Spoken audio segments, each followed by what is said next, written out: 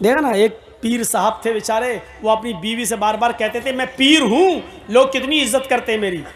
और उनकी बीवी कहती भाग, तेरे जैसे 336 पीर रोज़ देखती हूँ मैं। बीवी पीर ही नहीं मान रही है। एक दिन बीवी ने पता नहीं हवा में किसी को उड़ते हुए देख लिया, कहता देखो पीर बने फिरते हैं। पीर तो वो था जो हवा में आज मैंने उड़ते हुए देखा। हवा में मुसल्ला था, हवा में मुसल्ले पे खड़ा था, हवा में नमाज पढ़ता हुआ जा रहा था। अब ये शौहर को चर्राया, है देखा तुमने, हवा में उड़ते हुए देखा, हाँ नमाज पढ़ रहा था ना, हाँ मुसल्ले पे खड़ा था ना, हाँ अरे वो मैं ही तो था। बीवी बोली है तुम थे? कहाँ? हाँ मुझे डाउट हुआ, कुछ कुछ लग रहा था तुम थे। कहा क्या मतलब?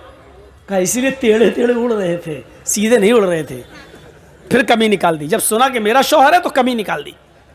पीर तो वो है जो आज उड़ रहा था, जब सुना वो मेरा ही आदमी है तो कहा हाँ टेढ़े टेढ़े उड़ रहे थे, कमी निकाल दी। ये हाल। एक पीर साहब को उसके मुरीद ने सपने में देखा। मुरीद ने, मेरे पीर साहब जन्नत में टहल रहे हैं, घूम रहे हैं, दूध की नहर, शहद की नहर, जन्नत की हूरों के बीच में बैठे हुए हैं। एक हूर अपनी तरफ खींच रही, दूसरी हूर अपनी तरफ, आओ आओ आओ मेरे पास आओ। आँख खुल गई, सुबह फजर की नमाज पढ़ी, फजर की नमाज पढ़ के जाने लगे, चलो अपने पीर साहब को खुशखबरी दें, कितने खुश अच्छे हो, खुश नसीब हो, जन्नत में मैंने तुम्हें देखा।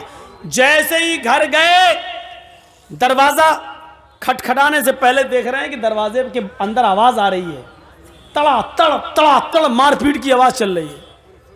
उनने ज़रा खिड़की के सांस से झांक के देखा तो क्या देखते हैं कि पीर साहब की बीवी झाड़ू से पीट रही है पीर को। ये बेचारा परेशान, मैंने तो कल ख्वाब में जन्नत में देखा, यहाँ तो बहुत बुरा हाल है हमारे पीर साहब का। अब वो जाने लगा, इतने में पीर साहब बाहर निकले, कहते ए इधर आओ भाई। वो आया, भाई कैसे आए थे? कहा कुछ नहीं, मैं जा रहा हूँ यार, जिस काम से आए थे वो काम हुआ ही नहीं, मेरा जा रहा हूँ मैं। नहीं तुम्हें बताना पड़ेगा, किसी काम से आए थे? अरे वो काम आपके बस का नहीं है, मुझे जाने दीजिए भाई। कहा नहीं आप काम बताओ, मैं पीर हूँ, मेरे बस का काम नहीं है। कहा अरे भाई नहीं है यार आपके बस का। कहा बता रहे हो कि नहीं बता रहे हो? कहा कि आप मजबूर कर रहे हो तो सुनो, कल मैंने रात में ख्वाब में देखा आपको कि आप जन्नत में घूम रहे हैं, जन्नत में टहल रहे हैं, तरह तरह की नियामतें आपके पास मौजूद हैं, और जन्नत की 70 हूरों के बीच में आप बैठे हैं, वो खींच रही पहले मेरे पास, वो खींच रही मेरे पास। ये नक्शा देखकर मुझे रश्क आ गया, मैं आपको मुबारकबाद देने आया कि चलो अपने पीर को खुशखबरी सुनाऊं। तो देख रहा हूं कि क्या खुशखबरी सुनाऊं, जो जन्नत में कल आराम से टहल रहा था वो बीवी के हाथ से पिट रहा है, यहां पर स्वागत हो रहा है चप्पल झाड़ू से। पीर साहब बोले मेरे भाई तूने जन्नत में जो देखा है कल रात में ख्वाब में, वो बिल्कुल ठीक देखा है, वो मैं ही था। आप थे? अब भी बोल रहा मैं था? खास थे तुम तो घर में पिट रहे। पीर साहब ने कहा पिट रहे ना, तुम्हें यह नहीं मालूम कि अल्लाह ने मुझे जन्नत दी क्यों है? तुमने जो रात में जो जन्नत देखी है, जन्नत में मुझे देखा है, वो सही देखा, लेकिन अल्लाह ताला ने जन्नत हमें दी कैसे वो तो पता लगाओ। कहा कैसे?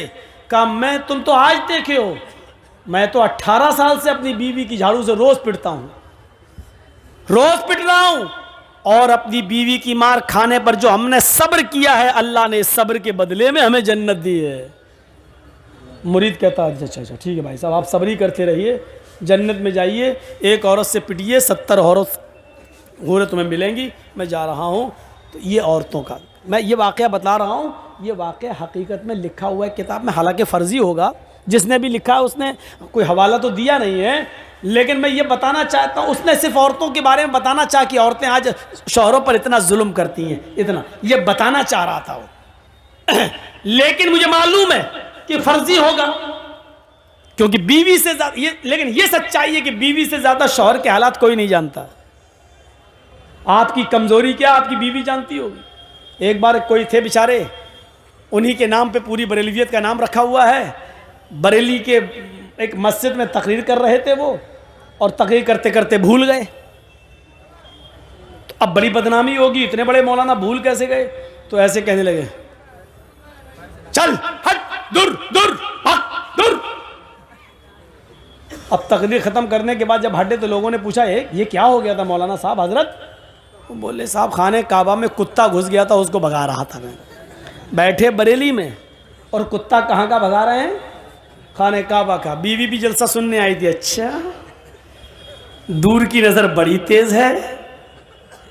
बरेली में बैठे बैठे कुत्ता दिखाई दे रहा खाने काबा का, जबकि खाने काबा में मक्का मदीना में कुत्ता घुस नहीं सकता और इनको दिखाई दे रहा है।